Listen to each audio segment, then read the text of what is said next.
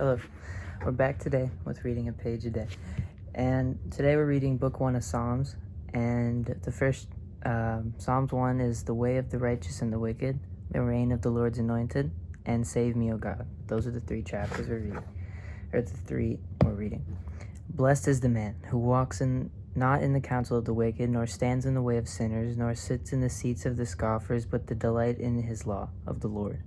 And his law that he meditates day and night, he's like a tree planted by the streams of water that yields its fruit in season, and its leaf does not wither. In all that he does, he prospers. The wicked are not, but are like chaff in the wind, he drifts away. Therefore, wicked will not stand in the judgment, nor sinners in the congregation in the righteous. For the Lord knows the way of the righteous, and the way of the wicked will perish. So he's just saying the way of the righteous man is he takes what he's given and he looks and responds to it in how God would respond to him if he did that action. When you're put into position, you're going to always have the opportunity to choose the way of the people around you, the worst idea, the best decision. You're going to have all these opportunities, but there will be one that sticks out and you'll know it's the right idea. And it's can you stand by that, even if you're in an environment that doesn't support or doesn't view that right decision as the right motive in that sense, because it's not the thing to do or the right, or the easy way out, you know what I mean? So it's all just being aware of what's given to you and responding accordingly, according to how you feel would best benefit you, in a sense of how can you be the better person. The reign of the Lord's anointed. Why do the nations rage and the people plot in vain, and the kings of the earth set themselves, and the rulers take counsel together against the Lord and against the anointed, saying, let us burst their bonds apart and cast away their cords from us.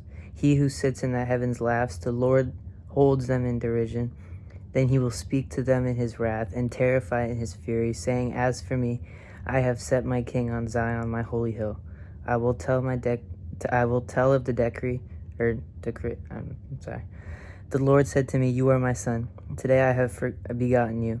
As for me, and I will make the nations your heritage, and the ends of the earth your possession. You shall break them with the rod of iron, and dash them in pieces like potter's vessel. Therefore, O kings, be wise, be warned, O rulers of the earth. Serve the Lord with fear and rejoice with trembling. Kiss the Son, lest be angry and you perish the way, for his wrath is quickly kindled. Blessed are all who take refuge in him. So, a lot is said here within that minute read. The person and the people who choose to live in that way are people who are able to go far in life because they believe there's something bigger than themselves, and they're able to achieve that because they genuinely believe it. And through that, you're able to serve two things: one, the devil, or one, God. And if you serve God in that way and you take refuge in understanding that no matter what happens, there is a higher power guiding you, you will be given all that you're given because you're aligned with that destiny. You are that person. And it happens for the same people who do it for the devil, because you see with musicians, with singers, with athletes, right? There are Christian athletes and there are ones who aren't, but the certain ones who aren't, always they tend to make the most money. They tend to find the record deals that sign for the most, or they sign for the most on the contract, and they leave their city. For the athletes, they leave their city to find the most money somewhere else, or the record label signs the entire their entire rights away, or actors just going, you know what I mean? It's all over Hollywood. There are clearly two spirits, and if you're able to take refuge in the one, you will be given it all. But as soon as you start feeding into that other side, you can get it stripped away, because how are you without what you're given, and how are you when you're given it all? Save me, oh my God. 3. A psalm of David when he fled from Absalom from his son. O Lord, how many are my foes? How many are rising against me? Many are saying of my soul, there is no salvation for him in God.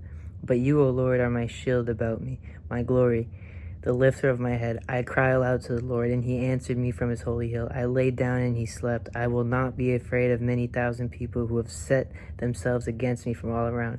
Arise, O Lord, save me, O my God. For you strike all my enemies on the cheek, and you break the teeth of the Lord, and salvation belongs to the Lord, and your blessing on your people. He's saying that even within everything he's lost, even within everything that he's been faced, everything he's attacked, he's realized that through that, he's realized he's still standing. He, like, no matter how many attacks he got or how many things that went wrong, he's still there. And for him, some people could just say that's luck. Some people could just say he's a strong-willed person. But for him, he realized that there was something greater guiding him. There was something protecting him. There was a shield protecting him from the inevitable or the worst. And so, yes, these bad things happen, but he does realize that there is something protecting him. There is a greater thing protecting him. So now he's able to live in that life. So no matter what he goes wrong or what goes wrong, he's able to understand that there is a shield protecting him over. So when there is bad things happen, it's only for his greater good.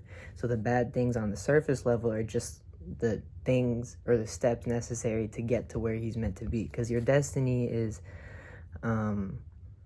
inevitable anyway. It's just how are you able to get there, because like I said, you're able to feed these two, and the easy way out and the comfortable and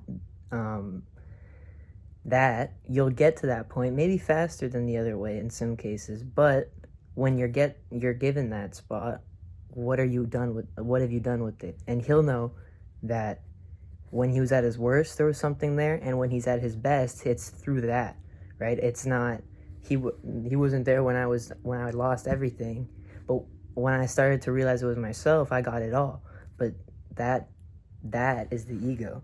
But him realizing now at his worst that there was something protecting him shows that he's able to live in this fulfilled life and live with the sixth state of mind, knowing that there's a higher power protecting him. Thank you. That was Psalms 1 and 2 and 3. I hope you guys all have a great day. God bless you.